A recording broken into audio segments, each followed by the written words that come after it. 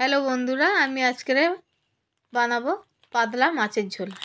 মাছের ঝোল বানানোর জন্য আমি মাছটা ভালো করে নুন হলুদ মাখিয়ে কিছুক্ষণ রেখে দেবো।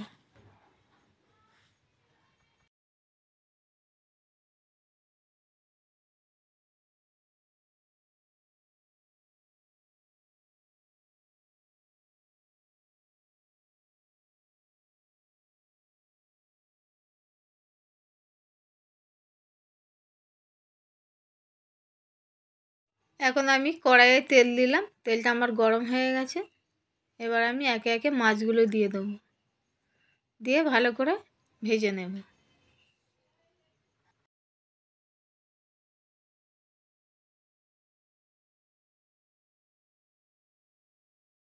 মাছটা আমি আর একবার ভালো করে উল্টে দেব। একটু ভালো করে ভাজতে হবে, ভাজার পরে আমি নামিয়ে নেব।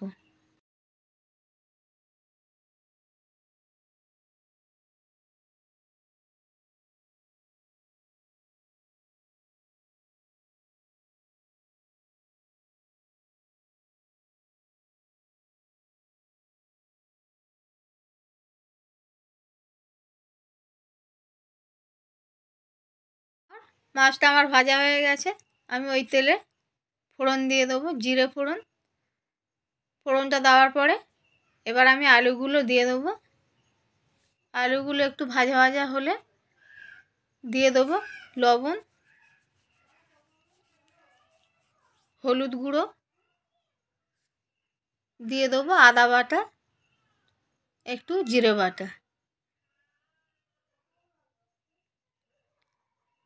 দিয়ে আমি খুব ভালো করে নাড়াচাড়া করব। দিয়ে দেবো কুচানো টমেটো।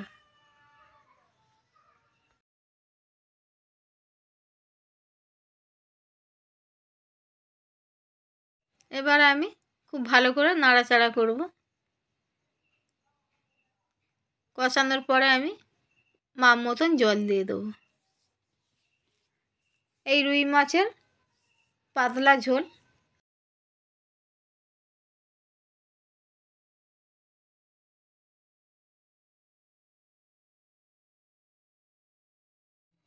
এখন আমার মাছের ঝোলটা হয়ে এসেছে।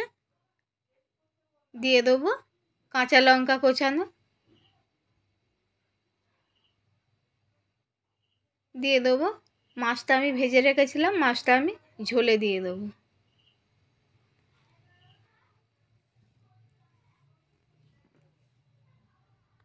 রুই মাছের পাতলা ঝোলটা আমার হয়ে গেছে।